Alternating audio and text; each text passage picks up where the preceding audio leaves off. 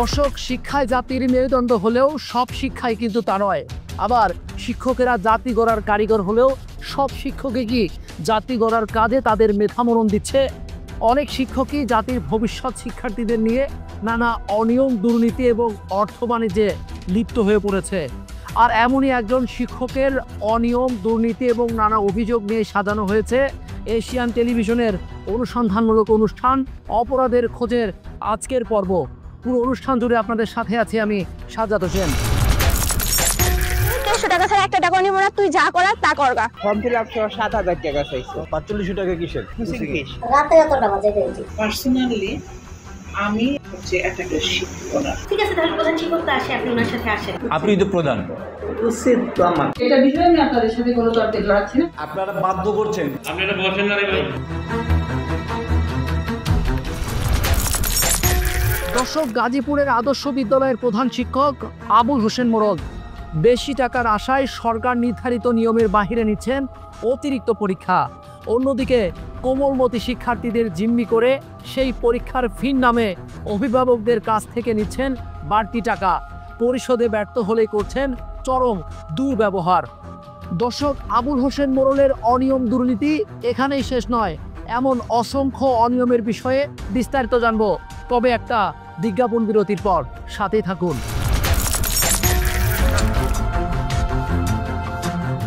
দেশের সকল শ্রেণী-পেশার মানুষ শিক্ষকদের অত্যন্ত শ্রদ্ধা ও সম্মান করে থাকে। শিক্ষার্থীদের কাছে শিক্ষকের সম্মান পিতামাতার সমপরিমাণ। অথচ সেই শিক্ষকরাই এখন শিক্ষার নামে করছে অর্থ বাণিজ্য। যে বিদ্যালয় শিশু কিশোরদের শিক্ষার স্থান, সেখানেই চালাচ্ছে নানামুখী অনিয়ম, দুর্নীতির মতো জঘন্য কর্মকাণ্ড। আবুল হোসেন মোরল, প্রধান শিক্ষক, জিকে আদর্শ উচ্চ বিদ্যালয়। এই প্রধান শিক্ষকের বিরুদ্ধে লাগামহীন অনিয়ম, দুর্নীতির অভিযোগের উপর ভিত্তি করে মাঠে নামে অপরাধের খোঁজ টিম। অনুসন্ধানে জানা যায়, গাজীপুর মহানগরীর 31 নং ওয়ার্ডের ধীরাশ্রম এলাকার গিরিজা কিশোর, সংক্ষেপে জিকে আদর্শ উচ্চ বিদ্যালয়ের প্রধান শিক্ষক আবুল হোসেন মোরলের অপরাধ, অনিয়ম আর দুর্নীতির শেষ নেই। এখানে শিক্ষার্থী আছে কত? মোট 600। এখানে কি ওই যে অতিরিক্ত শাখা করা হয়েছে? সরকারি নিয়মের বাইরে বিভিন্ন পরীক্ষার নাম করে শিক্ষার্থীদের কাছ থেকে আদায় করছে মোটা অঙ্কের টাকা। এসএসসি পরীক্ষার্থীদের ফর্ম ফিল আপের জন্য নেওয়া হচ্ছে 5 থেকে 6,000 টাকা। অথচ সরকার নির্ধারিত ফি মানবিক শাখার শিক্ষার্থীদের জন্য 2,120 টাকা এবং অন্যান্য শিক্ষার্থীদের জন্য 2,140 টাকা। আমাদের যে ফর্ম ফিল আপের বিষয়টা, ওনারা চাইতেছে যে 4500 টাকা আমাদেরকে দিতে হবে ক্লাস ফির জন্য। এরা যদি আমরা না দিই, তাহলে আমরা 300 টাকাটা ফর্ম ফিল আপ করতে পারবো না। তো কালকে আমার আব্বু আসছিলেন বৃহস্পতিবারে, উনি সুজন স্যারকে বলছিলেন যে স্যার, আমি 300 টাকা ফর্ম ফিল আপের জন্য দেবো, আর 4500 টাকা দিয়ে আমি দিতে পারবো না, আমার সামর্থ্য নেই। এটা উনি বলছে, আমি আমার মেয়েকে ক্লাস করাইতে চাই না। কিন্তু উনি আমার আব্বুর সাথে খুবই খারাপ ব্যবহার বলছেন। এখন সরকারের তো এই নিয়ম নাই, কিন্তু ওনারা এটা নিতেছে, আর তাছাড়া বলতেছে এটা বাধ্যতামূলক ভাবে সবারই দিতে হবে। অভিভাবকরা এই টাকা দিতে আপত্তি করলে তাদের সাথে করা হতো চরম দুর্ব্যবহার। মানা হতো না ক্লাস রুটিনের কোনো নিয়মই। শিক্ষকদের দায়িত্ব পালনেও করা হতো বৈষম্য। বেশি নিলে ওই স্কুলে হেডমাস্টারের সমস্যা হইব। এই জিকেতে কত করে চাইছে? 1,000 করে, 7,000 টাকা ফর্ম ফিল আপ 7,000 টাকা চাইছো। 45 টাকা কিসের? কোচিং এর। হ্যাঁ, কোচিং এ কত করে নিচ্ছে? ওই যে আপনাদের ফর্ম ফিল আপের পর 4,500। এই 4,500 কিসের? কোচিং এর। কি বলেছে? যারা কোচিং করবো তাদেরও টাকাটা দিতে হইব, আর যারা না করবো তাদের টাকাটা দিতে হইব। ওনারা গালিগালাজ করে দিতে হেড স্যার আর সুজন স্যার। ওনারা গালিগালাজ করছে? না, আমরা তো কোনোভাবে এই টাকাটা দিতে পারবো না। কেন দেবো? এই আইন বিরোধী কাজ ওনারা কেন করলো? এই প্রতিষ্ঠানে এরকম কাজ ওনারা কেন করলো? আমরা তো স্যারদের সাথে কথা বলছি, আমাদের প্রবলেম সবাই বলছি, কিন্তু স্যাররা এটা বুঝতেছে না। ওনারা আমাদের প্রবলেমটা একদমই বোঝার চেষ্টা করতেছে না। ওনারা বলতেছে এটা বাধ্যতামূলক ভাবে দিতেই হবে। অথচ গত বছর যারা ক্লাস করছে ওদের থেকে একটা টাকাও নাই ফ্রিতে করাইছে। মানে ওনার 7,000 টাকাই দরকার, আর উনি 7,000 টাকা দাবি করতেছেন। অনেক স্টুডেন্ট আছে হেড স্যারের সাথে বলে যে স্যার 300 টাকা নিলে খুবই ভালো হয়, আমরা টাকা নিতে পারবো না। অনেক হেড স্যার বলে 300 টাকা ছাড়া একটা টাকা নিব না, তুই যা করার তা করগা। অভিযোগ রয়েছে বিদ্যালয়ের আয় ব্যয় হিসাব নিয়েও রয়েছে চরম জটিলতা। প্রধান শিক্ষক আবুল হোসেন মোরল একটি স্বল্প পরিসরে ক্রীড়া অনুষ্ঠানের ব্যয় দেখিয়েছেন 6 লক্ষ টাকা। বিদ্যালয়ের মাঠে বালু ভরাট দেখিয়ে আত্মসাৎ করেছেন আরো 2,40,000 টাকা।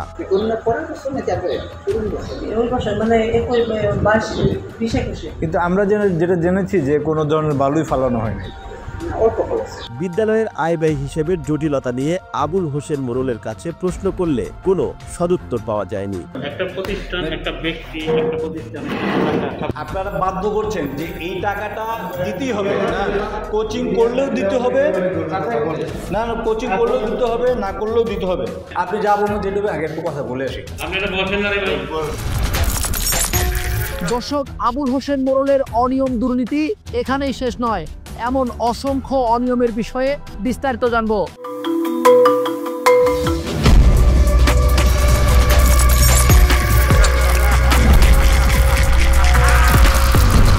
দর্শক, বিদ্যালয়ের উন্নয়নের নামে হাতিয়েছেন মোটা অঙ্কের টাকা, সদস্য পদ নিয়ে করেছেন চাঁদাবাজি, অনিয়ম করেছেন সহকারী শিক্ষক ও কর্মচারীদের বেতন ভাতা নিয়েও, নারী সহকর্মীদের সাথে করেছেন অশোভনীয় আচরণ।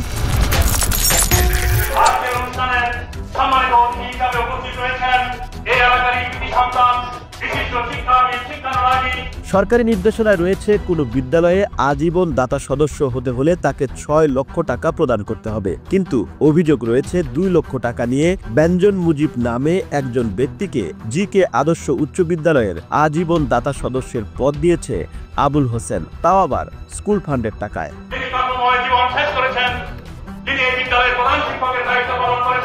আজীবন দাতা সদস্য হয়েছে 2 লক্ষ টাকা দিয়ে। হেডমাস্টারের সিগনেচার দেওয়া আছে, সার্কুলার দেওয়া আছে যে আজীবন হতে হলে 6 লক্ষ টাকা লাগবে, এককালীন হতে হলে 20,000 টাকা লাগবে, এবং এত তারিখ থেকে এত তারিখের মধ্যে হতে হবে। এর মধ্যে তো টাকা জমা হয় না, কারণ একটা চেক তুমি তোমার হাতে দিতে হবে অথবা ব্যাংকের মাধ্যমে জমা দিতে হবে টাকাটা। কিন্তু যে চেকটা উনি জমা দিছে 2 লক্ষ টাকা, সেই চেকটা কিন্তু ওই নির্দিষ্ট তারিখের মধ্যে না, দুর্নীতিবাজ শিক্ষক আবুল হোসেন বিদ্যালয়ের প্রধান শিক্ষক হলেও নারী শিক্ষকদের প্রতি কুনজর দিতেন। কাজ থাকলে দল বেঁধে নয়, তার কক্ষে শিক্ষিকাদের একা একা যেতে বলেন।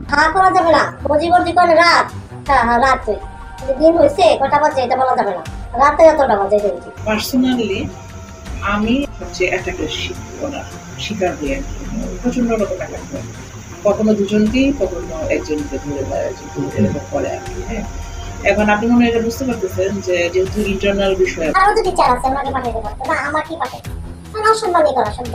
ব্যক্তি সুবিধা হাসিল করতে পিয়ন ও সহকর্মী প্রধান শিক্ষকের বেতন রেখেছেন সমপরিমাণ।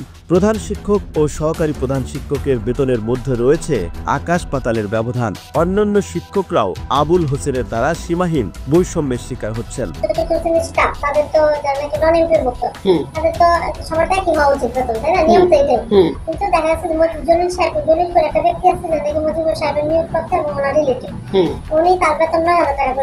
আমার সমান বেতন।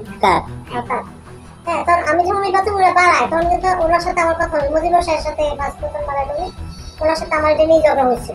ওনার সাথে আমরা তর্ক করতে পারি না, না তখন আমরা উচিত হয় না। স্যার, এই যে আইনের বই আছে, এই যে আইনের বই আমার কাছে আছে, হ্যাঁ তুমি দেখাইলাম স্যার, এই যে লেখা আছে, এই লেখা আছে, না এটা সদর এই সেই আমাদেরকে অনেক উল্টা পাল্টা কথা। জিকে আদর্শ উচ্চ বিদ্যালয়ের পরিবেশের ভারসাম্য বজায় রাখার জন্য বিদ্যালয়ের কর্মকর্তারা স্কুলের চারপাশে প্রায় 2 যুগ আগে বৃক্ষরোপণ করেছিলেন। প্রতিষ্ঠানটির প্রধান শিক্ষক কারো সাথে কোনো ধরনের পরামর্শ না করেই বিক্রি করে দিয়েছেন বেশ কিছু গাছ, আবার গাছ বিক্রি সেই টাকা ঢুকিয়েছেন তার নিজের পকেটে। এখানে 2টা ছিল,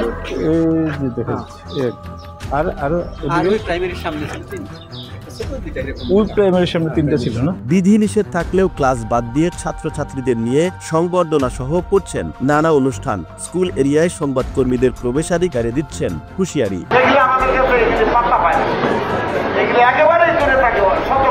অভিযোগ রয়েছে গাজীপুর শিক্ষা অফিসারদের সাথে আতাত করে এসব অপরাধমূলক কর্মকাণ্ড দীর্ঘ কয়েক বছর ধরেই চালিয়ে যাচ্ছেন আবুল হোসেন মোড়ল। আওয়ামী লীগ সরকার থাকাকালীন এমপি মন্ত্রীদের সাথে তার ঘনিষ্ঠ সম্পর্ক ছিল এবং নিজেও সক্রিয় ছিলেন কৃষক লীগের রাজনীতিতে।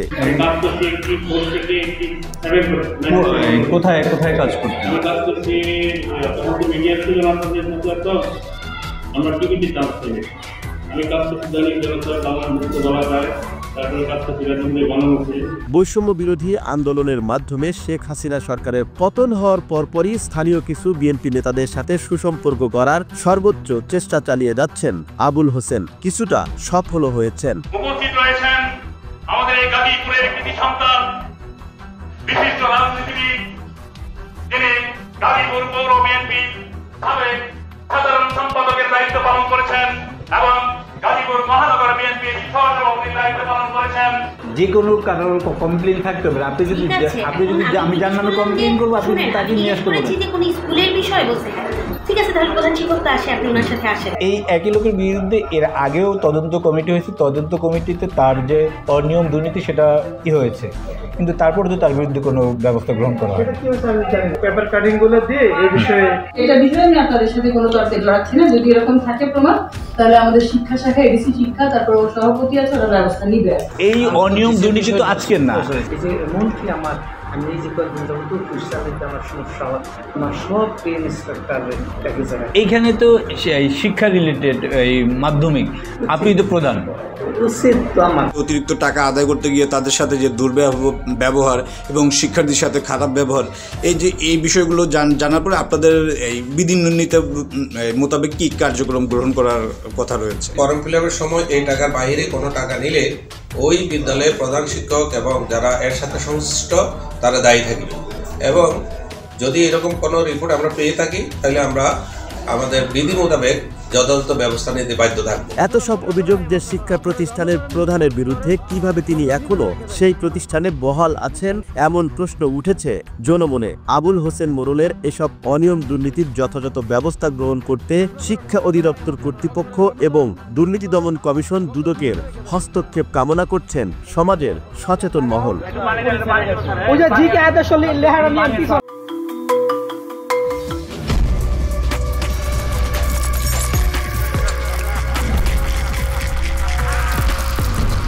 দর্শক, প্রকৃত নাম আব্দুল আজিজ হলেও নানা অনিয়ম দুর্নীতি ও দখল বাণিজ্যের কারণে এলাকার লোকজন তাকে ময়লা আজিজ নামেই বেশি চেনেন।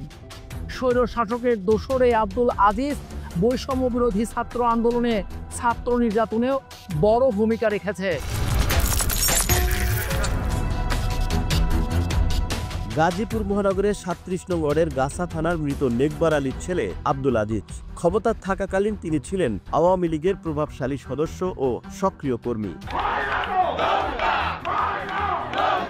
এলাকায় আওয়ামী লীগের সেই প্রভাব খাটিয়ে গাজীপুর ২ আসনের সাবেক সংসদ সদস্য জাহিদ আহসান রাসেলের সাথে সুসম্পর্ক গড়ে তোলেন।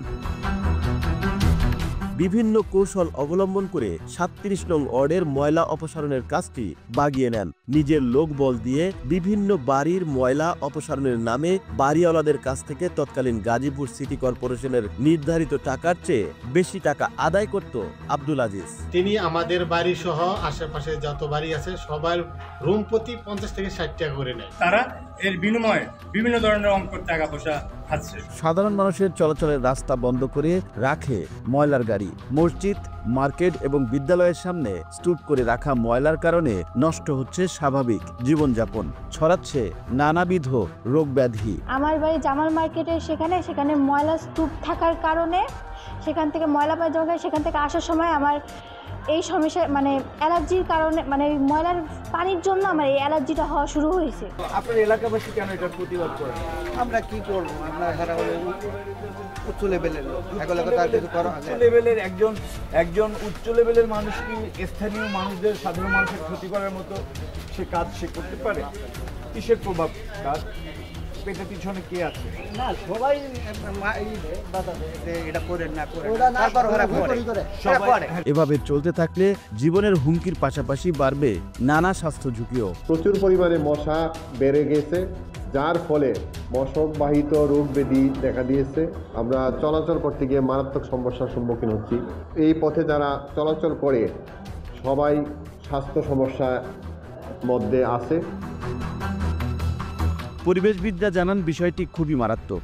এটা আমাদের নজরে এসেছে এবং আমি নিজেও জায়গাটা ভিজিট করেছি, এবং আমরা যেহেতু প্রতিবেদন দিয়েছি তার নিশ্চয়ই এ ব্যাপারে পদক্ষেপ নেবেন। সুরক্ষার বিষয়টি অত্যন্ত বড় একটা বিষয়। তাছাড়া জাহিদ আহসান রাসেলের সাথে থাকা ছবি ব্যবহার করে আওয়ামী লীগের রাজনৈতিক ক্ষমতার অপব্যবহার করে আব্দুল আজিজ স্থানীয় মানুষের জমি দখল করত, চালাতো সন্ত্রাসী কর্মকাণ্ড।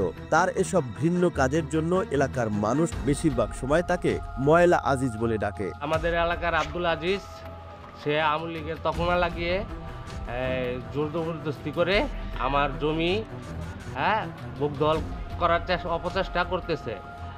তার সাথে আমাদের এই গাছা থানার অনেকের সাথে সুসম্পর্ক, সেই প্রভাব খাটিয়ে সে আমি ছাড়াও আরও আমার সমাজের অনেকের জমি জমা অনেক কিছুই আছে না জোর জবরদস্তি করে আত্মসাতের চেষ্টা করতেছে। আমি আর দৃষ্টান্তমূলক বিচার চাই। শেখ হাসিনা সরকারের স্থায়িত্ব বাড়ানোর জন্য বৈষম্য বিরোধী ছাত্র আন্দোলনকে রুখে দিতে দলবল নিয়ে মাঠে ছিল এই আব্দুল আজিজ। আওয়ামী লীগ নেতা আব্দুল আজিজ 3, 4, 5 তারিখে সে তার দলবল নিয়ে আসে না রাজপথে সক্রিয় ভূমিকায় ছিল লাঠিসোঁটা নিয়ে। ছাত্র আন্দোলনের প্রতিরোধ করার জন্য তার হাতে লাঠি মিছিলে সবকিছু ছিল। যুবলীগ ছিল, ছাত্রলীগ ছিল, আপনার আওয়ামী লীগ ছিল, অন্যান্য সংগঠন যারা ছিল সবাই ছিল। সেখানে যে আব্দুল আজিজ ছিল আপনি দেখছেন? আমি নিজে বাস্তব, আমি তো ওনার ভয়ে আমি নিজেই গায়ে টাকা দিচ্ছি, কারণ আমি একজন মূল দলের কর্মী। ওনাকে আগস্ট মাসের 3-4 তারিখে রাজপথে মিটিং মিছিলে ছিল, আমরা সবাই নিশ্চয়ই দেখছি। আগস্টের 3-4 তারিখে মিটিং মিছিল ভোটবাজার উপস্থিত ছিল সে ছাত্রদের বিরুদ্ধে। স্থানীয়দের তথ্য মতে মাত্র 3000 টাকা বেতনের একজন কারখানা কর্মী এই আব্দুল আজিজ জাহিদ আহসান রাসেলের অপকর্মের অন্যতম অর্থের যোগানদাতা ছিলেন। আব্দুল আজিজ জাতীয় নির্বাচনে লক্ষ লক্ষ টাকা খরচ করছে আওয়ামী লীগ থেকে সুবিধা নেওয়ার জন্য। ছাত্র আন্দোলনের মাধ্যমে শেখ হাসিনার পতন হওয়ার পরপরই পাল্টে যায় আব্দুল আজিজ ওরফে ময়লা আজিজের চেহারা। নানামুখী অপরাধের কারণে প্রশাসনের নজর এড়াতে আওয়ামী লীগের লেবাস পাল্টে বিএনপি জামায়াতের রাজনীতিতে যুক্ত হওয়ার নানা অপচেষ্টা অব্যাহত রাখে। আব্দুল আজিজের এসব অপরাধ অনিয়মের বিষয়ে বিভিন্ন পত্রপত্রিকায় সংবাদ প্রকাশিত হয়। এছাড়া তার বিরুদ্ধে গাছা থানায় লিখিত অভিযোগও করা হয় একাধিকবার, কিন্তু মুখোশধারী আওয়ামী লীগ নেতা এই আব্দুল আজিজের বিরুদ্ধে কোনো ব্যবস্থা নেয়নি গাছা থানা কর্তৃপক্ষ। অপরাধের খোঁজটিম এবার দেখা করে সেই আলোচিত আব্দুল আজিজের সাথে। কথা হয় জাহিদ আহসান রাসেলের সাথে সুসম্পর্কের ব্যাপারে। ওনার সাথে সম্পর্ক ভালো ছিল। আমি ওনার কার সাথে সম্পর্ক ভালো ছিল? এই জাহিদ আহসান রাসেল ভাইয়ের সাথে সম্পর্ক ভালো ছিল। আমাকে ব্যক্তিগতভাবে চিনে, ব্যবসা প্রতিষ্ঠান হিসাবে আমি যখন একটা ব্যবসায়ী হিসাবে উনি আমাকে চিনি। প্রশ্ন করা হয় ময়লার ব্যবসায় জড়িত আছেন কিনা। আপনি ময়লার সাথে কেন যুক্ত হলেন? ময়লা ব্যবসার সাথে? ময়লা ব্যবসার সাথে আমি কোনো যুক্ত না। আমাকে এতটুকু বলতে পারেন, যখন কাউন্সিলর রাশেদুজ্জামান জুয়েল মন্ডল পাশ করে, তখন তার কাছ থেকে ব্যবসা আনার জন্য আমাদের এলাকার কিছু ছোট ভাই ব্রাদার আমাকে এসে বলছে যে আপনি একটু সুপারিশ করে দেন। এই 6-7 জনের সম্মিলিতভাবে আমরা তাকে বললাম যে আপনার ইলেকশন যারা করছে তাদেরকে আপনি একটু সুনজরে দেখার জন্য বা তাদেরকে ব্যবসাটা আপনি দিলে তারা খুশি হবে। কথা হয় ময়লা ব্যবস্থাপনার টাকা উত্তোলনের বিষয়ে। কত টাকা করে নিতেন আপনারা? মহিদুল ব্যবসাটা পরিচালনা করে এবং সেই টাকাটা কালেকশন করছে। এখন এই টাকাটা সম্ভবত গড়প্রতি 100 টাকা নাকি 50 টাকা এরকমই। এবার তার কাছ থেকে অনুসন্ধানী সদস্যরা জানতে চায় বিএনপি জামায়াতের রাজনীতিতে যুক্ত হওয়ার বিষয়ে। 5ই আগস্টের পরে বর্তমানে যেরকম আপনার আমি ব্যবসায়ী হিসেবে অলরেডি কিন্তু বিএনপির এক প্রতিনিধি দাওয়াত আমি পাইছি। জমি দখলের বিষয়ে প্রশ্ন করলে তিনি জানান, এমন একটা ঘটনা সাক্ষী কেউ দিতে পারবেন না যে আমি তাদেরকে হুমকি দামকি দিয়েছি। তাহলে এই জায়গাটা আপনি কিভাবে নিয়েছেন আবু হানিফ থেকে? আমি না টাকা নিয়ে নিই। আমি কোনো অবৈধ ব্যবসার সাথে জড়িত না, কোনো অন্যায়ের সাথে জড়িত না, কোনো জমি দখলের সাথে জড়িত না, কোনো জুট ব্যবসার সাথে জড়িত না। আমি ব্যবসা করেই সরকারকে ট্যাক্স বেড দিয়েই আমি আজকে এই পর্যায়ে আসছি। দর্শক, দেশ এখন নতুন প্রজন্মের হাতে। এখানে অনিয়ম, দুর্নীতি কিংবা ময়লাবাজি কোনোটাই চলবে না। চলবে না সাধারণ মানুষকে জিম্মি করে কোনো চাঁদাবাজি, কোনো সন্ত্রাসী কর্মকাণ্ড। এবার বিদায় নিতে হবে, তবে যাওয়ার আগে বলে যাই, আপনার অনুসন্ধানী মনের পর্দা খোলা রাখুন। অন্যায়ের সাথে আপোষ নয়, প্রতিবাদ করুন। কোথাও কোনো অনিয়ম, দুর্নীতি কিংবা অসঙ্গতি দেখলেই আমাদের জানান। অপরাধের খোঁজ টিম আপনাদের সাথে আছে সব সময়। সবাই ভালো থাকবেন, সুস্থ থাকবেন। আল্লাহ হাফেজ।